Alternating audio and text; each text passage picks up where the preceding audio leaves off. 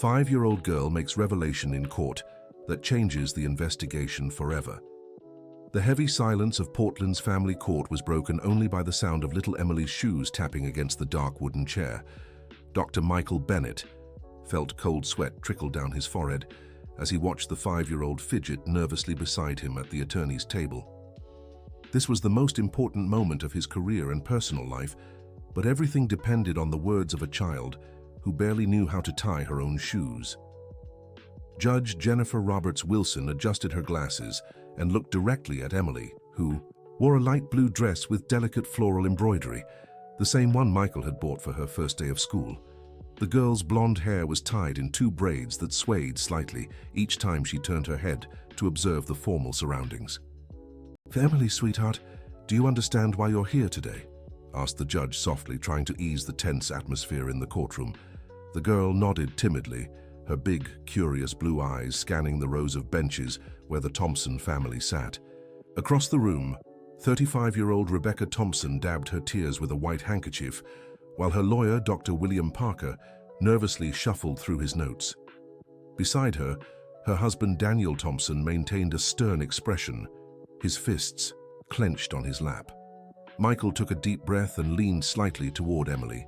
Over the past 8 months since the girl had come into his home through the city shelter, he had become more than her legal guardian. Emily was the daughter he never had, and the thought of losing her to a family that had abandoned her when she was just 2 terrified him. "Dr. Bennett, please guide the child through the procedure," said the judge, noticing how Michael protectively placed his hand on the girl's shoulder. "Emily, remember what we talked about yesterday? You just need to tell the truth about what happened in that house," Michael whispered, trying to convey reassurance through his gaze. The 42-year-old lawyer, his dark hair just beginning to gray at the temples, had dedicated his entire career to children's rights. But no case had ever become so personal. Emily wasn't just another vulnerable child. She had become his reason for living after years of solitude in his quiet Park Slope apartment. Across the room, Rebecca suddenly stood up, ignoring her lawyer's hushed pleas to remain calm. "Your Honor, this child has been influenced. She's our biological daughter. We have the right to have her back," Rebecca shouted, her voice echoing off the wooden courtroom walls. "Mrs. Thompson, please compose yourself or you will be removed from the room," warned the judge, banging her gavel once. Emily shrank in her chair, instinctively moving closer to Michael. The girl had developed a deep fear of loud voices and arguments, scars from the trauma she had endured in her early years. Michael noticed the shift in her demeanor and discreetly held her tiny hand. "It's okay, Emily. No one will hurt you here," he murmured, feeling the weight of responsibility heavy on his shoulders. Dr. William Parker, a heavy-set 50-year-old with a salt and pepper mustache, stood and walked to the center of the room, his small calculating eyes fixed on Emily with an intensity that made Michael uneasy. "Your Honor, my client wishes to clarify that the child was removed from her home under questionable circumstances. The Thompson family was going through a tough financial period, but that doesn't justify permanently separating a child from their biological parents," the lawyer declared, gesturing dramatically. "Dr. Parker, the records show the child was found alone in the apartment for over 3 days, malnourished and showing signs of neglect," the judge replied, flipping through the documents in front of her. Michael felt a wave of anger rise in his chest. For months, he had studied every detail of Emily's case. The girl had been rescued by Child Protective Services after neighbors reported constant screaming and crying coming from the Thompsons' apartment. When authorities arrived, they found Emily locked inside alone, with soiled diapers unchanged, for days and only a few stale crackers to eat. Dear listener, if you're enjoying the story, take a moment to like and especially subscribe to the channel. It helps us a lot as we're just starting out. Now, back to the story. Emily, can you tell me what your life was like before living with Uncle Michael?" the judge asked, using the gentlest tone possible. The girl looked at Michael for reassurance. He nodded slightly, though his heart was racing. Everything depended on this moment. If Emily couldn't clearly express the mistreatment she'd suffered, the Thompson family might regain custody. "I was alone a lot," Emily said in a tiny voice, almost a whisper. "I was hungry, but there was no food in the fridge." Rebecca let out a loud sob, covering her face with her hands. Daniel remained still, but Michael noticed he avoided looking directly at Emily. There was something off about the man's behavior. "Emily, do you remember who else lived in the house with you?" the judge continued.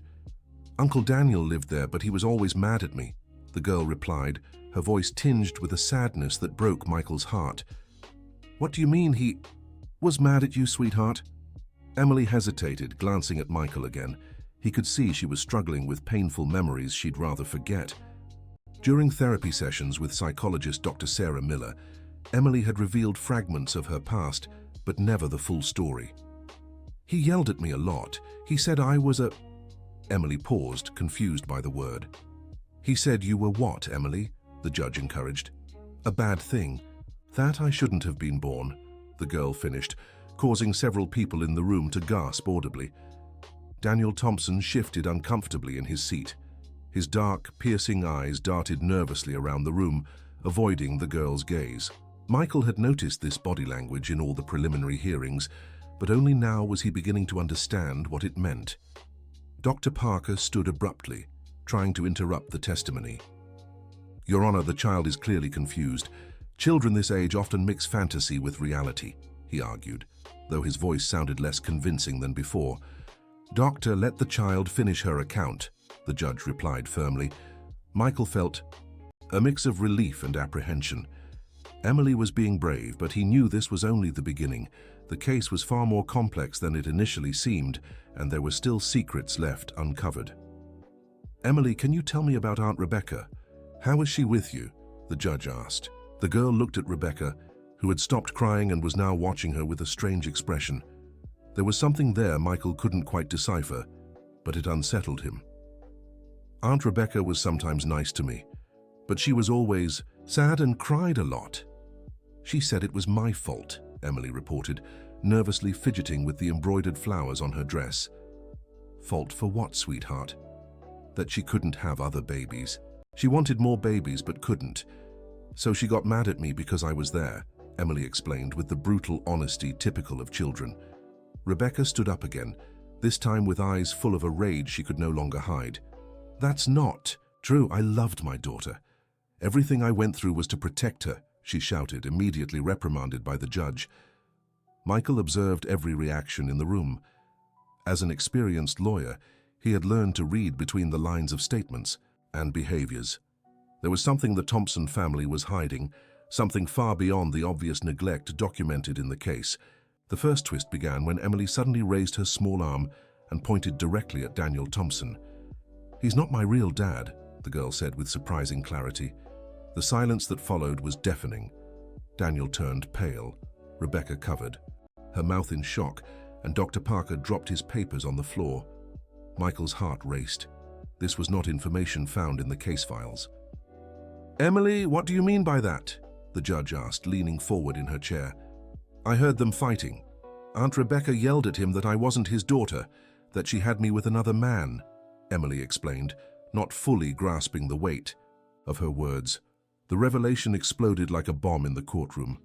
Daniel stood abruptly, knocking over his chair in the process. "That's a lie! She's a child! She doesn't know what she's saying!" he shouted, but his voice was shaky and unconvincing. Rebecca began crying uncontrollably, shaking her head in denial. Dr. Parker tried to calm her while processing the information that could completely destroy his client's case. Michael felt a mix of triumph and concern. This revelation could be the key to keeping Emily under his guardianship, but it also opened a flood of new questions about the girl's biological identity. If Daniel wasn't the father, who was? And why had this information been left out of all official documents? "Your Honor, I request a recess to clarify these allegations," Dr. Parker asked, clearly shaken. "Dr. Bennett, were you aware of this?" "Information?" the judge asked, turning to Michael. "No, Your Honor." "This is the first I've heard of such a claim," Michael answered honestly, though his mind was already racing through the legal implications. The judge struck her gavel 3 times. "This hearing is recessed for 2 hours. I order an immediate paternity test between Mr. Daniel Thompson and the minor, Emily. I also order Mrs. Rebecca Thompson to provide clarification regarding the child's paternity, she declared, before standing and leaving the room. Michael turned to Emily, who looked confused by the commotion her words had caused. "Uncle Michael, did I say something wrong?" she asked, her blue eyes filled with worry. "No, sweetheart. You were very brave to tell the truth," he replied, hugging her protectively. As the room emptied, Michael watched Daniel and Rebecca arguing intensely with their lawyer. Their gestures were aggressive, their voices low but clearly tense. Daniel seemed to be blaming Rebecca for something, while she defended herself vehemently. Dr. Parker approached Michael with a grave expression. "Dr. Bennett, I need to speak with you privately," he said, motioning to a quieter corner of the room. Michael hesitated, but Emily was being accompanied by social worker Nancy Johnson, a kind 45-year-old woman who had been crucial in the girls' adjustment process. He walked over to where the Thompson family's lawyer was waiting for him. "Doctor, my clients are willing to make a deal," whispered William, looking around nervously to make sure they weren't being overheard. "What kind of deal?" asked Michael, suspicious. "They'll give up custody in exchange for us not investigating these paternity allegations any further," explained the lawyer, but there was something in his voice that suggested he didn't fully believe his clients himself. Michael immediately sensed a red flag. Why would the Thompson family be so desperate to avoid a paternity investigation if they had nothing to hide? And more importantly, what else did Emily know that hadn't been revealed yet? "Dr. Parker, my only concern is Emily's well-being. If there's information about her origins that could affect her future, it needs to be clarified," Michael replied firmly. The lawyer sighed heavily. "Dr. Bennett, sometimes it's better to leave the past in the past. Some truths can do more harm than good for the child," he said, but his posture suggested he was reciting rehearsed words, not expressing his own opinion. Michael returned to Emily's side, his mind racing with possibilities. The girl was drawing flowers on a piece of paper Nancy had given her, completely unaware of the chaos her words had caused. He wondered how many other secrets were locked in the memory of that 5-year-old child. During the break, Michael decided to talk to Emily more privately. They went to a small room reserved for witnesses where they could have more privacy. The room had just a simple table, a few chairs, and a window overlooking the courthouse's inner courtyard. "Emily, do you remember anything else about your life before coming to live with me?" Michael asked gently, sitting at her eye level. Emily stopped drawing and looked at him with her big, expressive eyes. "Uncle Michael, will you send me away if I tell you more things?" she asked with a vulnerability that broke his heart. "Never, sweetheart. No matter what you tell me, I'll always take care of you," he promised, holding her tiny hands. Emily hesitated for a moment, as if struggling with a difficult memory. There was another man who sometimes came to the house. Aunt Rebecca was happy when he arrived, but Uncle Daniel got really mad, she revealed. "Do you remember what that man looked like?" asked Michael, trying to keep his voice calm despite the growing tension. "He had yellow hair like mine, and he always brought me presents. But he and Uncle Daniel fought a lot," Emily continued, unknowingly providing more pieces of a complex puzzle. Michael began to understand the situation. Apparently, Rebecca had been involved with another man, possibly Emily's real father, while married to Daniel. That would explain Daniel's hostility toward the girl, and perhaps even the neglect she had suffered. "Emily, that man with yellow hair, did he have a name?" Michael asked. "Aunt Rebecca called him Brian, but when Uncle Daniel was around, she pretended she didn't like him," Emily replied, revealing another layer of the complicated family dynamics. Before Michael could ask more questions, Nancy entered the room to inform him that the paternity test had been collected and that the hearing would resume in an hour. During this time, preliminary results would be available through a rapid test conducted by the court's own lab. When they returned to the main room, Michael noticed a drastic shift in the atmosphere. Daniel was sitting alone, while Rebecca was speaking intensely with Dr. Parker a few feet away. The body language of everyone involved suggested something significant had changed. Dr. Parker approached Michael again, this time with an even graver expression. "Dr. Bennett, I need to inform you that my clients have decided to confess some information that may be relevant to the case," he said, his voice heavy with resignation. "What kind of information?" Michael asked, though he suspected it involved the paternity issue. "Daniel Thompson is not the biological father of the child. Rebecca had an extramarital affair, and Emily is the result of that relationship," the lawyer admitted, clearly uncomfortable with the revelation. Michael nodded, unsurprised by the confirmation of what Emily had already hinted at. "And who is the biological father?" he pressed. Dr. Parker hesitated. "That information is more complicated. The biological father is Brian Mitchell, a businessman, who, let's say, is no longer available to take responsibility," he explained vaguely. "What do you mean by no longer available?" Michael insisted. "He moved abroad 3 years ago and cut off all contact. We have no way of locating him," the lawyer replied, but something in his posture suggested there was more being left unsaid. When the hearing resumed, the paternity test results only confirmed what had already been revealed. Daniel Thompson had no biological relation to Emily. The judge took this information seriously, realizing the case had become far more complex than it initially appeared. "Mrs. Thompson, why was this information omitted from the initial case documents?" the judge asked Rebecca directly. Rebecca stood up, trembling, her hands visibly shaking. "Your Honor, I was afraid. Daniel said if I told the truth, he would leave me and I'd be alone with Emily.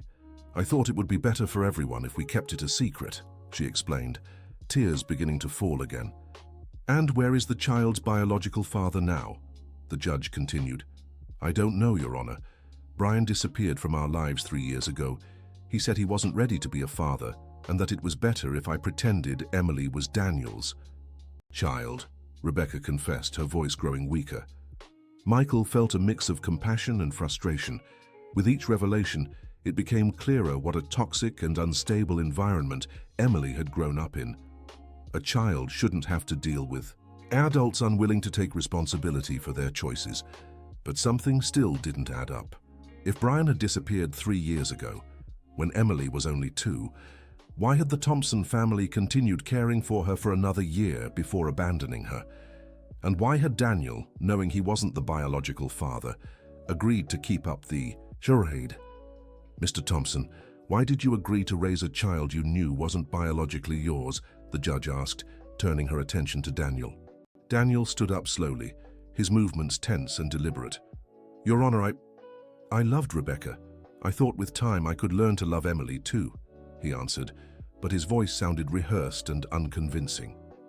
"And did you?" the judge pressed. Daniel hesitated for a long moment, his eyes avoiding Emily. "I tried, but every time I looked at her, I saw Rebecca's betrayal." "I saw the man who destroyed our marriage," he admitted, finally revealing the bitterness he had carried for years. Emily, who had been listening quietly, suddenly turned to Michael. "Uncle Michael, why doesn't Uncle Daniel like me? Did I do something wrong?" she asked with the brutal honesty of children. Michael felt his heart tighten. How could he explain to a 5-year-old the complexities and failings of the adults around her? "No, sweetheart, you didn't do anything wrong. Sometimes adults have problems that have nothing to do with you," he explained, hugging her protectively. The judge watched this interaction closely, clearly moved by the genuine connection between Michael and Emily, but she still had more questions that needed answers. "Mrs. Thompson, why did you decide to abandon Emily 8 months ago? What changed?" she asked. Rebecca nervously glanced at Daniel before answering. "Daniel lost his job and started drinking heavily. He began treating Emily worse and worse. He said she was a burden, that we didn't have the money to take care of her," she explained, revealing another layer of the neglect the girl had suffered. "And where were you when Emily was found alone for 3 days?" the judge continued. I was at my mother's house. Daniel and I had a terrible fight and I left to cool off. I thought he would take care of her," Rebecca said, her voice growing quieter. Daniel stood up abruptly. "That's a lie. She told me she was taking Emily to her mother's house. I didn't know the girl was left alone," he shouted clearly, desperate to shift the blame. The second major twist of the day was unfolding. Apparently neither Rebecca nor Daniel fully accepted responsibility for abandoning Emily. Each blamed the other, leaving a small child as the victim of their mutual neglect. Michael watched this exchange of accusations with growing outrage. How could two adults be so irresponsible with a child's well-being? But he also realized this dysfunctional dynamic could be crucial in ensuring Emily remained in his custody. "Emily, do you remember what happened in the days before you went to the city shelter?" the judge asked gently. Emily concentrated, her little forehead wrinkling as she tried to remember. Aunt Rebecca and Uncle Daniel were yelling really loud. Then she left, and he left too. "I was alone and really hungry," she recounted, confirming that both adults had abandoned their responsibilities. "How many days were you alone?" the judge continued. "A lot of days. I counted on my fingers, but I only know how to count to 5, Emily replied, holding up her tiny hand. The room fell silent as everyone processed the image of a 5-year-old child trying to count the days she had been abandoned. Michael felt an even stronger wave of protectiveness for the girl who had become his daughter in all but name. Dr. Parker whispered something urgently in Rebecca's ear, and she nodded nervously. Then he stood up. "Your Honor, my clients would like to make a statement," he announced. "Proceed," said the judge. Rebecca stood up shakily, her legs visibly trembling. "Your Honor, after hearing everything today, I realize Emily would be better off with Dr. Michael. I can't be the mother she deserves," she confessed, the words coming out with difficulty. Daniel nodded quickly. "I agree. The girl needs stability, and we clearly can't provide that," he said, seeming relieved to be free of the responsibility. Michael should have been celebrating, but something felt off. Why was the Thompson family giving up so easily? There was something they weren't telling, some deeper reason for wanting to get rid of Emily. Dear listener, if you're enjoying the story, don't forget to like and especially subscribe to the channel. It really helps us who are just starting out. Now, continuing, the judge seemed surprised by the sudden change in the Thompson family's position. "Mrs. Thompson, are you certain about this decision? This is an irreversible choice that will permanently affect your parental rights," she cautioned. "Yes, Your Honor. It's what's best for Emily," Rebecca replied. But there was something in her eyes that suggested she was withholding important information. Michael felt he needed to fully understand the situation before accepting this seemingly easy victory. "Your Honor, I request a brief recess to speak with Emily about some details that may be relevant," he asked. The judge agreed, and Michael took Emily back into the private room. This time he knew he needed to ask more pointed questions. "Emily, do you remember anything else about Brian, the man with the blonde hair?" he asked. Emily thought for a moment. "He used to pick up letters at our house. Letters with numbers," she said. "Letters with numbers?" Michael leaned forward, intrigued. "Yeah, Aunt Rebecca always got nervous when those letters came. Then she'd call Brian and he'd come get them," Emily explained, unaware she was revealing something potentially important. Michael began to suspect there was much more to the story between Rebecca and Brian than just an extramarital affair. Letters with numbers that made Rebecca nervous, letters that had to be handed over to Brian, sounded like something financial, maybe even illegal. "Emily, do you remember if those letters had anything written on the outside?" he pressed, trying to get more details. "There were big words. I couldn't read all of them, but some said bank," she answered, confirming Michael's suspicions. Now everything was starting to make sense. Brian wasn't just Emily's biological father. He was involved in some kind of shady financial dealings with Rebecca. That would explain why he'd disappeared so abruptly, and why the Thompson family was so eager to shut down any investigation into the past. Michael returned to the courtroom with Emily, but now with a new strategy. If there was information being withheld that could affect Emily's future, he needed to uncover it before the case was closed. "Your Honor, based on new information Emily has provided, I'd like to question Mrs. Thompson about the exact nature of her relationship with Brian Mitchell," Michael said when the hearing resumed. Dr. Parker stood immediately. "Your Honor, this line of questioning isn't relevant to the matter of the child's custody," he protested. "Dr. Bennett, explain the relevance," the judge requested. "Your Honor, if there are unresolved financial or legal issues involving Emily's biological father, that could affect her safety and future well-being," Michael explained. The judge considered for a moment. "Mrs. Thompson, what exactly was the nature of your relationship with Mr. Mitchell?" she asked. Rebecca grew visibly more nervous. He was my boyfriend. That's already been established, she replied, evasively. Mrs. Thompson, Emily mentioned that Mr. Mitchell received bank correspondence at your residence. Can you explain that? Michael pressed. Rebecca's face went pale.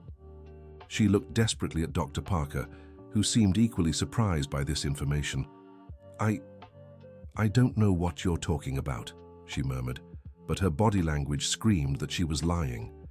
Daniel, who had remained silent, suddenly stood up. Enough, I'm not protecting you anymore, Rebecca, he shouted, clearly reaching the limit of his patience. Daniel, shut your mouth, hissed Rebecca, but it was too late. Your Honor, Brian Mitchell was using our home to receive mail for a fraudulent scheme he was running. Rebecca knew all about it and took money to allow it. Daniel revealed, finally exposing the truth. The third twist of the day had arrived, and it was even more shocking than the previous ones. Not only had Emily been conceived from an extramarital affair, but her biological mother had been involved in fraudulent activities. Rebecca broke down in tears, covering her face with her hands. I needed the money. Daniel had lost his job and we were in debt. Brian offered financial help in exchange for using our address for some mail, she confessed. What kind of fraudulent scheme? Asked the judge, her expression stern. Daniel took a deep breath before continuing. Brian created fake companies and applied for loans using fraudulent documentation. He used our address to receive contracts and bank correspondence, he explained. Michael felt a chill in his stomach. If Emily was the daughter of a criminal and her biological mother was involved in illegal activities, this could significantly complicate the adoption process. Federal authorities might get involved. Investigations could be opened, and Emily could become a pawn in a criminal case. Mrs. Thompson, why wasn't this information disclosed earlier? Asked the judge.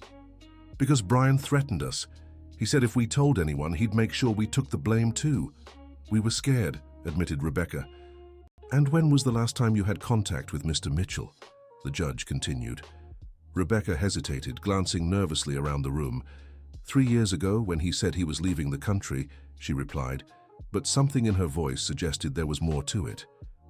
Michael watched Emily, who was listening with the curiosity of a child, not fully grasping the gravity of the situation. He wondered how much more this little girl had witnessed without understanding what was happening. Emily, do you remember if Brian ever talked about traveling? Michael asked gently. Emily nodded. He always said he was going far away, but he talked about a place with a funny name, she answered. Do you remember what it was called? Michael pressed. A hard word. Emily concentrated intensely. Paraguay? Panama, Michael suggested. That's it, Panama, Emily exclaimed, unaware she had just provided crucial information about her biological father's whereabouts. The fire. Room fell silent. Panama was notoriously known as a common destination for Americans fleeing legal troubles at home. If Brian had truly fled there, the chances of locating him to take responsibility for Emily were practically zero. Dr. Parker urgently whispered with Rebecca and Daniel. It was clear they hadn't expected so many details to come out during the hearing. Your Honor, I request that these revelations about potentially criminal activities be forwarded to the proper authorities, but that they not affect the decision regarding the child's custody. Michael pleaded, trying to shield Emily from the legal complications that might arise. The judge nodded. Dr. Bennett, I agree the child's well-being must come first. However, this information must be properly investigated, she replied. Before the hearing could continue, the courtroom door opened and a man in a suit hurried in. He whispered something to the clerk, who immediately passed a note to the judge. The judge read the note and her expression changed dramatically. Mrs. Thompson, Mr. Thompson, are you aware there's a search and seizure warrant being executed at your residence right now? She asked. Rebecca and Daniel turned pale as sheets. Clearly they hadn't expected this. We didn't know, Your Honor, murmured Rebecca. Michael realized the case had taken on a much larger dimension than he'd initially imagined. The revelation about Brian's criminal activities had triggered a broader investigation, and now Emily was potentially at the center of a federal case. Your Honor, I request protective measures for Emily. She's just an innocent child caught in these circumstances, Michael urged. I agree. Emily will remain in your temporary custody while these matters are resolved, the judge decided. But Michael knew temporary could mean months or even years of uncertainty. If federal authorities decided Emily was relevant to their investigation into Brian Mitchell, she could be considered a key witness, complicating any adoption process.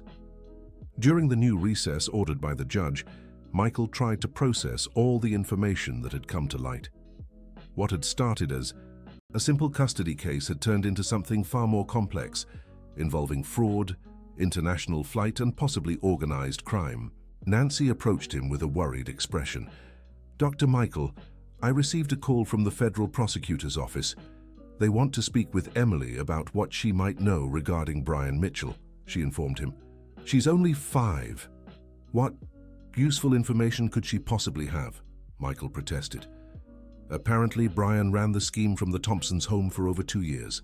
Emily may have overheard conversations, seen documents, or met people who could be relevant to the investigation, Nancy explained.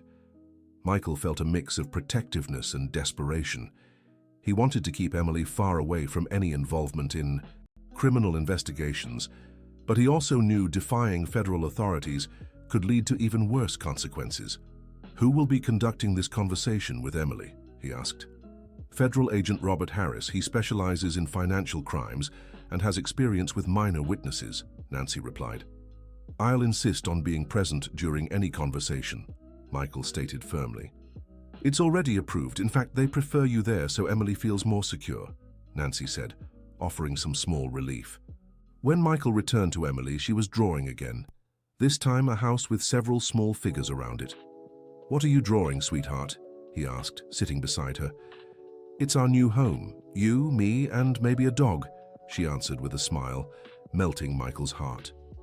Emily, some important men will want to talk to you about Brian. It's not because you did anything wrong, they just want to understand what happened better, he explained gently. Will it be like here in court? She asked. No, it'll be in a smaller room just with people who want to help you, Michael assured her, hoping he was telling the truth. Half an hour later, they were escorted to a room in the federal prosecutor's office annex. Agent Robert Harris was a tall, lean man around 45, with graying hair and a kind expression that put Michael slightly at ease. Emily, my name is Agent Harris. I work as a detective, like in the movies. Do you like detective movies? He asked, clearly experienced in handling children. Emily nodded shyly, still hiding slightly behind Michael. I want to understand more about Brian, the man with blonde hair you knew. Can you tell me more about him? Agent Harris asked. He was tall and wore nice clothes. He always brought me candy, began Emily.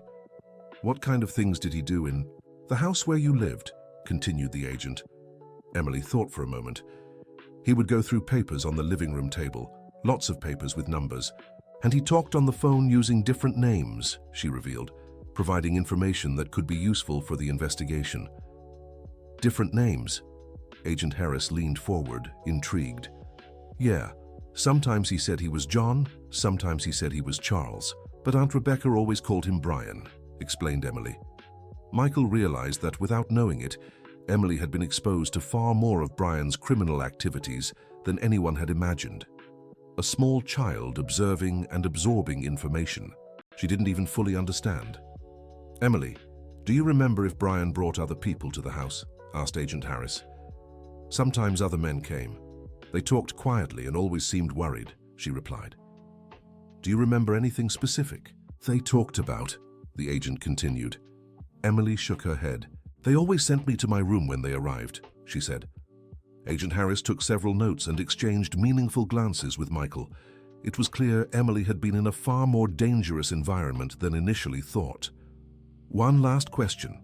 Emily, did Brian ever say where he lived or where he went when he wasn't at your house? Asked the agent. He always said he lived far away on the other side of the city. And he talked about a place with lots of green plants, she answered. Green plants? Agent Harris seemed confused. Yeah, he said where he went after. Everything was green and no one could find him there, explained Emily, unaware she might be describing a rural area where criminals could hide.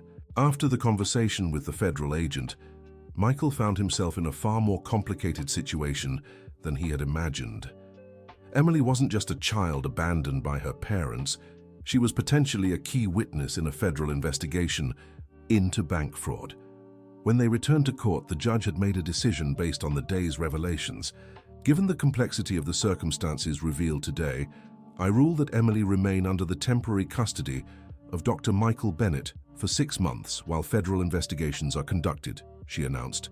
After this period, if no additional legal complications arise, we will begin the formal adoption process. However, Emily may be called as a witness in future proceedings related to the Brian Mitchell case, the judge continued. Michael felt a mix of relief and apprehension. He had managed to keep Emily under his care, but a cloud of uncertainty hung over them. 6 months could turn into years, depending on the complexity of the federal investigation. Rebecca approached them as the hearing concluded. "Dr. Michael, I know I made many mistakes, but Emily is a special girl. Please take good care of her," she said, tears streaming down her face. "Mrs. Thompson, Emily will always have love and care with me. That I can promise," replied Michael, allowing Rebecca to give Emily one last hug. "Will Aunt Rebecca be okay?" asked Emily, showing the typical compassion of children even toward those who had hurt them. "She'll be okay, sweetheart. And so will you," Michael assured her, lifting Emily into his arms. As they left the courtroom, Michael watched Daniel and Rebecca speaking with federal officers.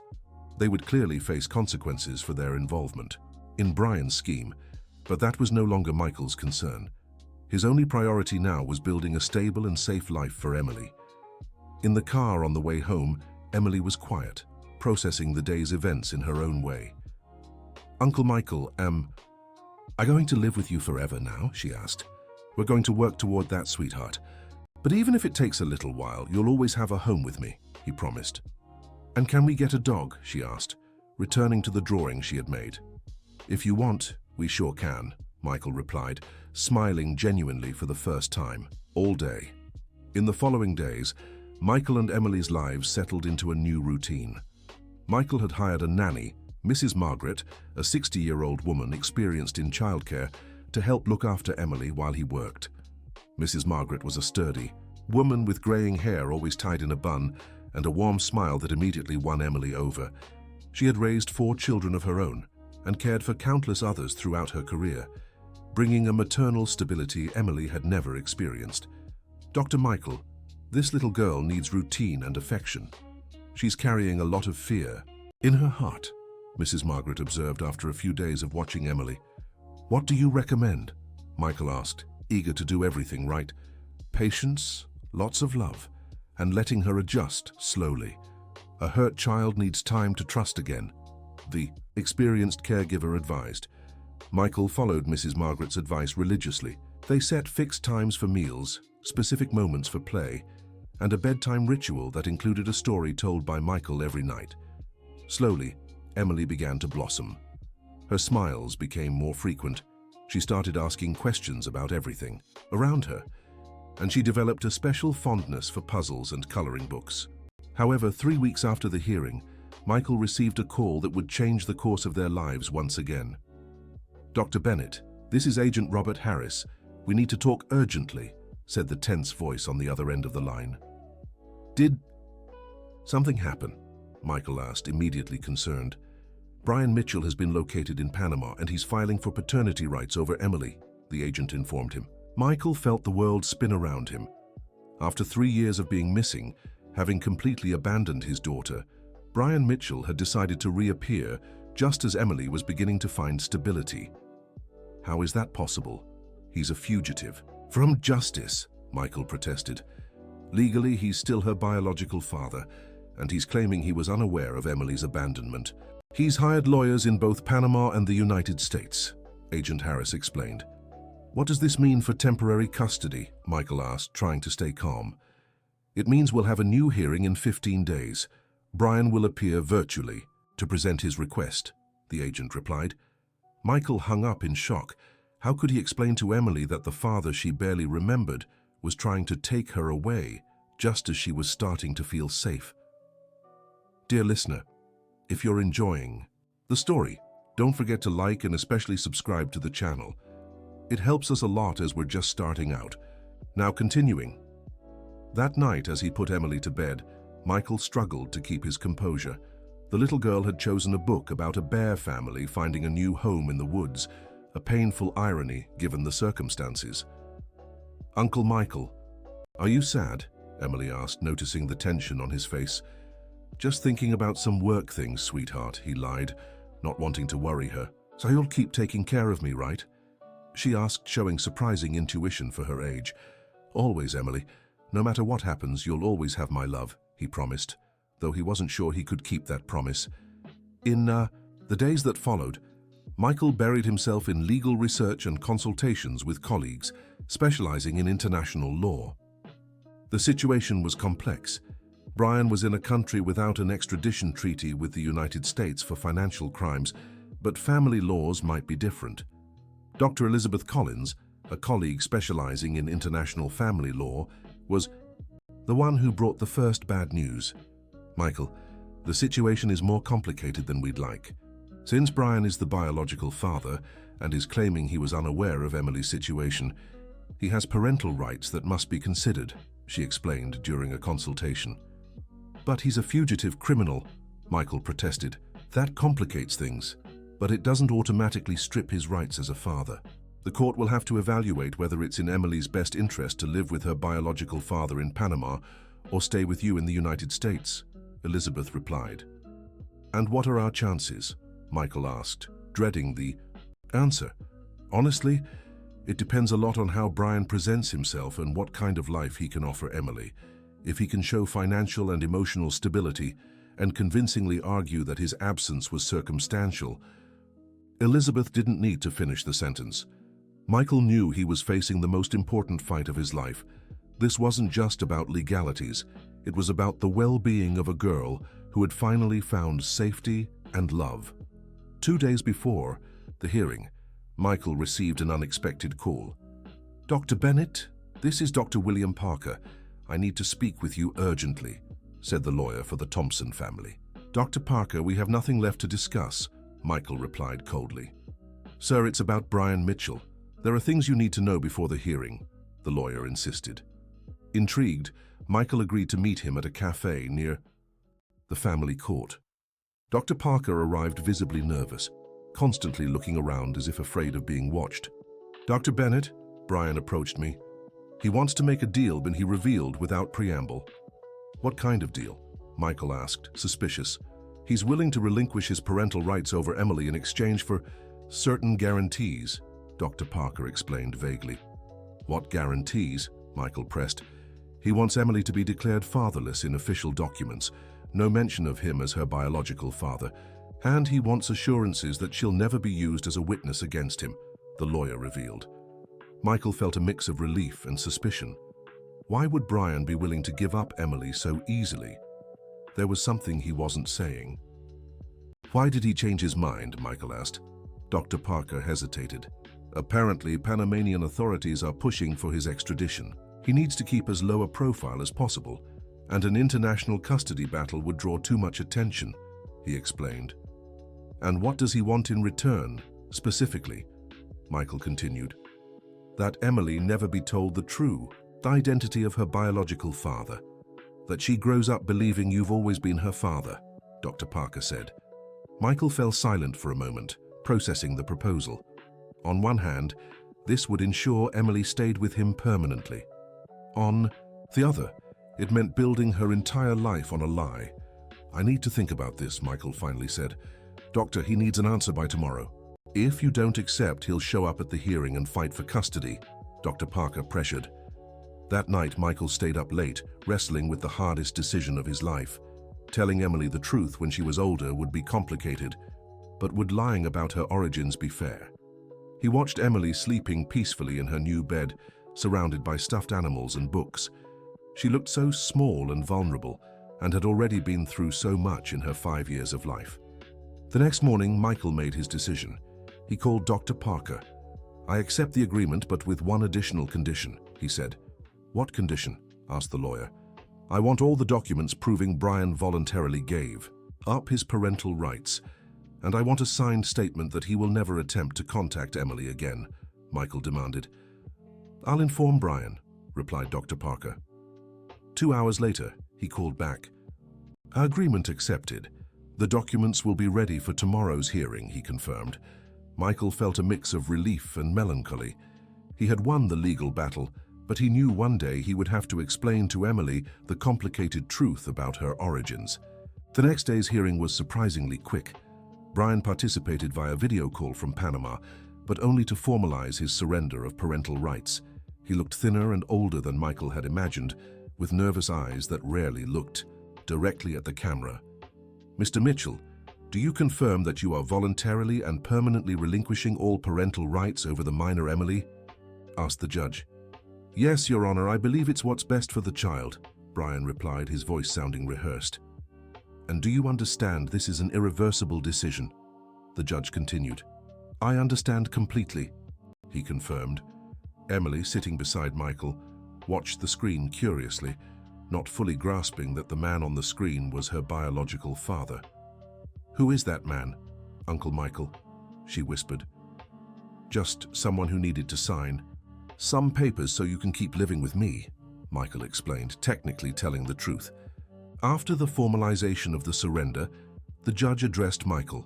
"Dr. Bennett, considering all the circumstances of the case and the best interests of the child, I grant your request for permanent custody. The adoption process may begin." "Immediately," she announced. Michael felt a wave of pure emotion. Finally, Emily would officially be his daughter. "Emily, this means you're officially my daughter now," he said, kneeling to her level. "Forever?" she asked, her eyes shining. "Forever," he confirmed, hugging her tightly. But Michael's joy was interrupted 3 days later when Mrs. Margaret came to speak with him, her expression troubled. "Dr. Michael, there's something Emily said that you need to know," she said, clearly disturbed. "What is it?" Michael asked, instantly alert. "She said she remembers the man on the screen, that he used to visit her at night in her room when she lived with the Thompsons." Mrs. Margaret revealed, her words heavy with implication. Michael felt his blood run cold. If his suspicions were correct, Emily had endured far more trauma than anyone had imagined. And Brian had fled not just because of financial fraud, but possibly for much darker reasons. "Mrs. Margaret, I'll schedule an emergency session with Emily's psychologist. We need to understand what happened," Michael said, trying to keep his voice steady. "Doctor, that little girl needs a lot of care. She has wounds in her soul that will take time to heal." Mrs. Margaret observed with the wisdom of someone who had seen much in life. Michael scheduled an emergency session with Dr. Sarah Miller, the child trauma specialist, who had been counseling Emily since her arrival at the city shelter. Dr. Sarah was a 50-year-old woman with curly salt and pepper hair and a gentle manner that made children feel safe sharing their experiences. "Dr. Bennett, I'll talk to Emily about these memories, but we must be very careful. If there was additional trauma, forcing recollections could be harmful," cautioned Dr. Sarah. During the session, which Michael observed through a one-way window, Emily played with dolls while talking to the psychologist. "Emily, can you tell me about the moments you liked most in your old home?" Dr. Sarah asked casually. "I liked when Aunt Rebecca made cookies, but I didn't like when Brian came into my room," Emily replied, continuing to play as if discussing the weather. "What didn't you like when he came into your room?" the psychologist gently pressed. Emily stopped playing for a moment, her expression turning serious. "He did things I didn't understand, said it was our secret and I couldn't tell anyone," she revealed, confirming Michael's worst fears. "What kind of things, Emily?" Dr. Sarah asked with extreme care. "He touched me in a way that confused me. It hurt sometimes, but he said it was normal," Emily explained with the cruel innocence of a child who didn't understand the violation she had endured. Michael had to step away from the observation room, feeling nauseated. His daughter had been a victim not just of neglect and abandonment, but also of sexual abuse. And the monster responsible was now safe in Panama, hiding behind borders and the surrender of his parental rights. When Dr. Sarah finished the session, she spoke privately with Michael. "Dr. Bennett, Emily clearly suffered systematic sexual abuse. The good news is she's very young and resilient, and now she's in a safe environment. With proper therapy, she can fully recover, the psychologist explained. What do I need to do? Michael asked, feeling lost. First, keep being the loving, protective father you've been. Second, we'll start regular therapy to process this trauma. And third, we may need to consider whether this information should be reported to the authorities, Dr. Sarah replied. The authorities are already investigating Brian for fraud. This could add much more serious charges, Michael noted. Yes, but it could also ensure he never hurts another child, the psychologist countered. Michael found himself at another moral crossroads. Reporting the abuse might mean Emily facing more interrogations and possible additional trauma. But not reporting it would let Brian escape consequences for far worse crimes than financial fraud. That night, after putting Emily to bed, Michael called Agent Robert Harris. Agent Harris, I need to report additional information about Brian. Mitchell, he said. What kind of information? Asked Agent Harris. Information suggesting he sexually abused Emily during his involvement with the Thompson family, Michael revealed, the words coming out with difficulty. There was silence on the other end. Dr. Bennett, these are very serious allegations. Do we have evidence? The agent asked. We have Emily's testimony with a specialized psychologist. She revealed details consistent with systematic sexual abuse, Michael explained. I'll need to speak with Emily again, this time with a forensic psychologist specializing in child abuse, said Agent Harris. Agent, Emily is finally starting to feel safe and happy. I don't want her to be re-traumatized by more questioning, Michael protested. I understand your concern, Dr. Bennett, but if Brian Mitchell is a sexual predator, he poses a threat to other children. We have a responsibility to prevent that, argued the agent. Michael knew Agent Harris was right, but his protective paternal instinct fought against the idea of exposing Emily to more questioning. Can I at least be present during any conversation? He asked. Of course. In fact, your presence will help Emily feel safer, the agent assured. The forensic interview was scheduled for the following week with Dr. Richard Taylor, a psychologist specializing in sex crimes against children. He was a short, gentle 55-year-old man with a graying beard and a way of speaking that immediately put children at ease. Emily, I'm going to ask you some questions about things that might have happened before you came to live with your dad, Michael. If any question makes you uncomfortable, you can stop at any time, okay? Dr. Richard explained. Emily nodded, gripping Michael's hand tightly. Over the next hour, Dr. Richard conducted the most carefully structured interview Michael had ever witnessed. He used anatomical dolls, drawings, and indirect questions to allow Emily to express her experiences without re-traumatizing her. What emerged was a clear pattern of abuse that had started when Emily was just 3 and continued until Brian disappeared when she was 4. Brian had used his position of trust and authority to systematically abuse the little girl, always using threats to keep her silent. Emily never fully understood what was happening, which actually protected her psyche. She processed the experiences as confusing things adults did, rather than comprehending the violation, Dr. Richard explained after the session. Does that mean she'll fully recover? Michael asked hopefully. With the loving, stable environment, she has now and ongoing therapy, yes. Emily has an excellent chance of growing into a healthy, happy adult, the psychologist assured. Based on Emily's testimony, the federal prosecutor's office added child sexual abuse charges to the case against Brian Mitchell.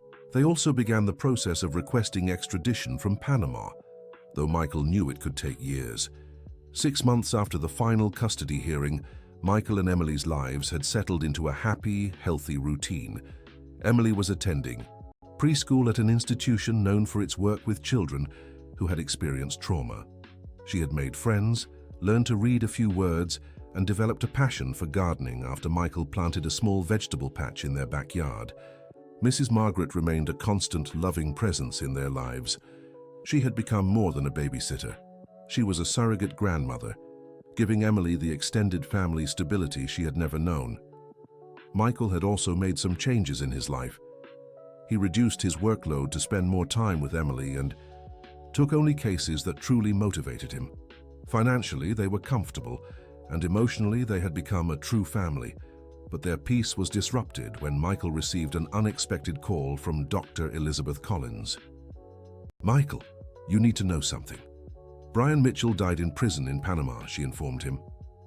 Michael felt a complex mix of emotions: relief that Brian could never threaten Emily or any other child again, sadness for the wasted life and the victims he had left behind, and concern about how or if he should tell Emily.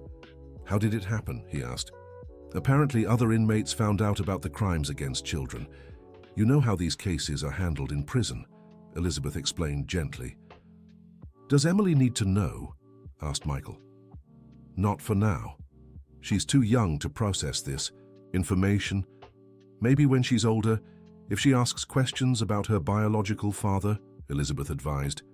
Michael decided to keep this information to himself for the time being. Emily was happy and safe, and there was no need to disturb her. Peace with details she couldn't yet understand. 2 years passed. Emily, now 7, had blossomed into a lively and curious girl. She was in 2nd grade, had a solid group of friends, and had developed a special love for animals. Michael had finally kept his promise and adopted a golden retriever, named Buddy, who became Emily's inseparable companion. Weekly therapy with Dr. Sarah had gradually become bi-weekly and then monthly as Emily processed her trauma and developed healthy coping mechanisms. She still had occasional nightmares, but they were becoming less frequent. Michael watched his daughter playing in the yard with Buddy and felt deep gratitude for everything that had led them to this moment. What had started as a simple custody, hearing had turned into a complex journey of revelations, pain, and ultimately healing. Emily ran up to him, her blonde hair flying in the wind, clutching a small flower she'd picked from their garden. "Daddy, look how pretty. Can I give it to Mrs. Margaret?" she asked, naturally using the word daddy, which she had started saying a few months earlier. "Of course, sweetheart. She'll love it," Michael replied, hugging her. At that moment, seeing Emily's genuine smile and feeling her unconditional love, Michael knew every battle had been worth it. It didn't matter how she had come into his life. What mattered was that she was here to stay, safe, loved, and with endless possibilities ahead. "Daddy, when I grow up, I want to be a lawyer like you so I can help other kids," Emily declared, showing the empathy and sense of justice Michael had hoped she'd develop. "You can be anything you want, Emily, and I'll always be here to support you," he promised, knowing this was a vow he could and would keep. As the sun set over their backyard, casting a glow on the windows of their laughter-filled home, Michael realized his journey as a father had only just begun. There would be future challenges, difficult questions Emily would ask when she was older, and tough decisions about how much truth to share and when. But for now, they had this: a family built not by blood or convenience, but by love, dedication, and the determination to protect a child who deserved the chance to grow up safe and happy. Emily's small revelation in court had truly changed everything forever. Not just the course of an investigation, as the title suggested, but the paths of 2 lives woven together by circumstance and transformed into something beautiful by unconditional love. Mrs. Margaret appeared at the back door, wiping her hands on her apron. "Doctor, Michael, Emily, dinner's ready," she called with the warm smile that had become a constant in their lives. "We're coming, Mrs. Margaret," Michael replied, scooping Emily into his arms and heading toward the house. "Daddy, do you think all families have complicated stories like ours?" Emily asked with the curiosity typical of a 7-year-old. "I think every family has its own story, sweetheart. Some are just more complicated than others. But what makes a family special isn't how it began, but how the people love and care for each other," explained Michael, finding the right words for his daughter. "So are we a special family?" she asked. "The most special of all," Michael confirmed, kissing her forehead as they walked into the house together. The end of the story. Now tell us what you thought of Emily and Michael's story. Where are you watching from? If you have something to share with us, leave your sincere thoughts in the comments. Do you think Michael made the right decisions to protect Emily? We'd love to read your opinion. Thank you so much for joining us. Don't forget to like and, most importantly, subscribe to the channel so you don't miss other heartwarming stories.